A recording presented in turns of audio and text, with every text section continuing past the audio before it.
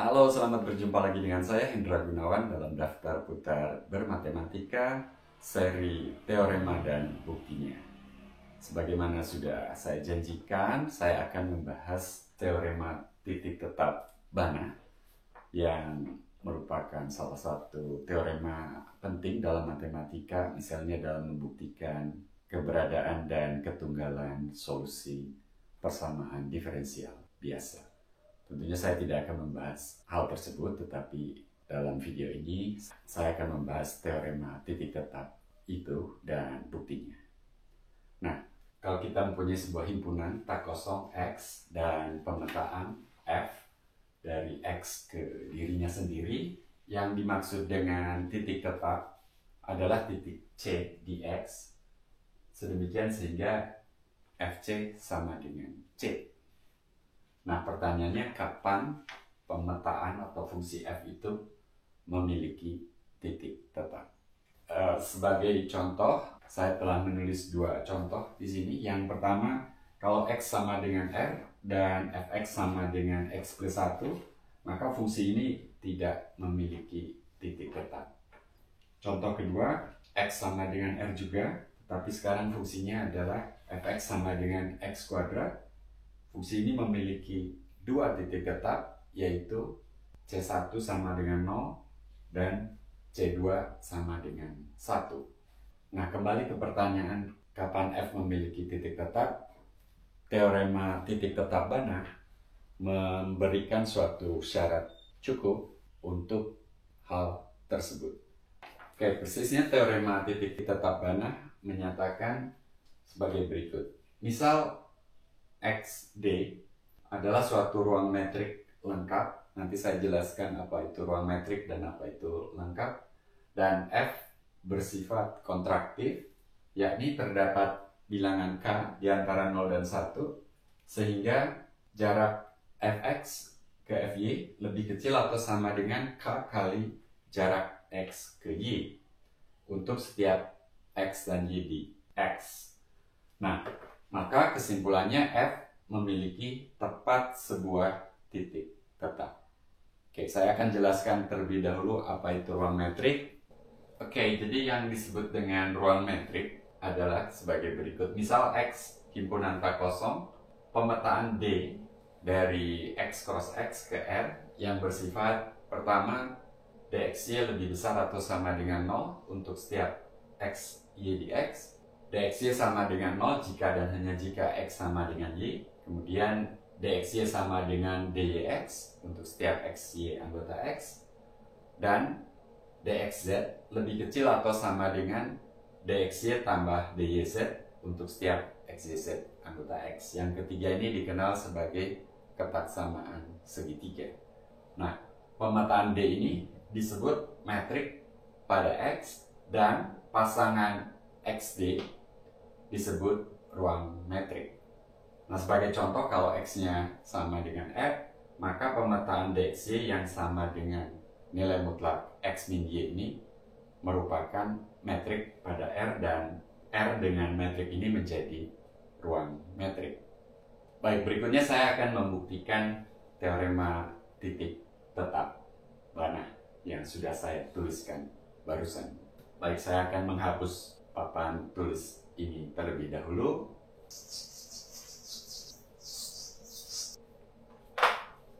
Oke, saya hanya akan menyalin asumsinya, yaitu bahwa dfx fy, jarak fx ke fy lebih kecil atau sama dengan k kali jarak x ke y untuk setiap xy di x. Ini merupakan salah satu hipotesis utama pada teorema titik tetap Banach. Nah, sekarang bukti teorema titik tetap Banachnya adalah sebagai berikut.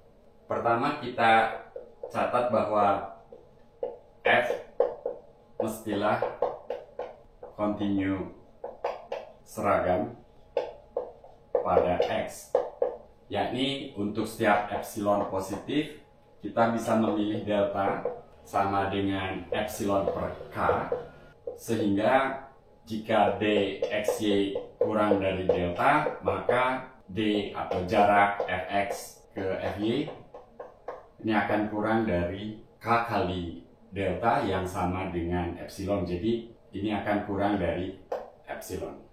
Nah, selanjutnya ambil X0 anggota X sembarang, lalu definisikan X1, X2, dan seterusnya.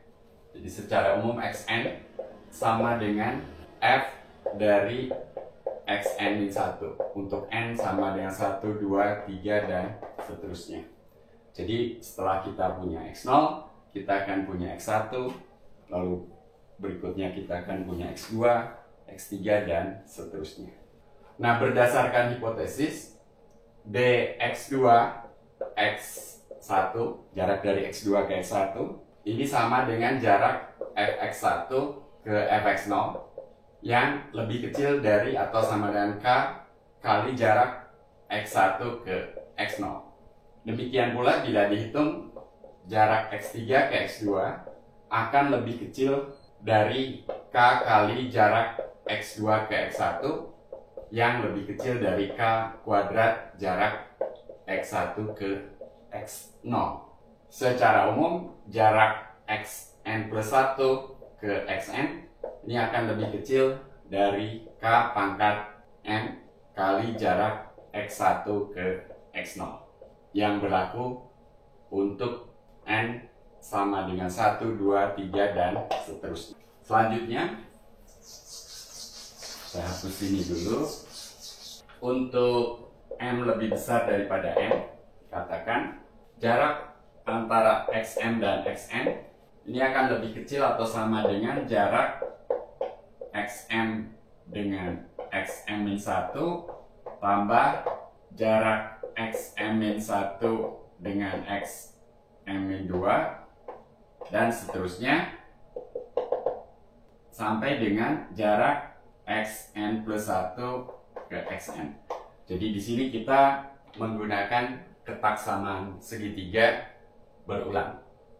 Nah, ini lebih kecil dari K pangkat M-1 tambah dan seterusnya sampai dengan K pangkat N. Ini saya harus memberi tanda kurung kali jarak X1 ke X0.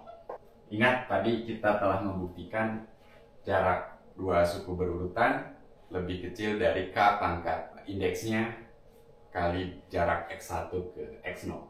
Nah, kalau kita perhatikan di sini K pangkat M-1 tambah dan seterusnya sampai dengan K pangkat N ini lebih kecil dari K pangkat N-nya kita keluarkan kali 1 tambah K tambah K kuadrat dan seterusnya yang merupakan deret geometri dengan rasio K. Jadi jumlah tak terhingganya adalah 1 per 1 min K. Jadi kita peroleh ketaksamaan dengan ruas kanan di sini K pangkat N per 1 min K yang akan menuju 0 bila N menuju tak terhingga. Kenapa? Karena K adalah bilangan di antara 0 dan 1. Dengan demikian dxm xn akan menuju 0 bila M dan N menuju tak terhingga. Dalam perkataan lain, barisan xn dx ini merupakan barisan Cauchy dx. Tentu saja Anda harus googling apa itu barisan Cauchy. Nah, sekarang definisi lengkap yang tadi belum saya jelaskan. Ruang metrik X disebut lengkap apabila setiap barisan Cauchy dx konvergen ke suatu titik di X. Jadi, karena X merupakan ruang metrik lengkap, Xn konvergen ke suatu titik, sebutlah C, yang ada di X.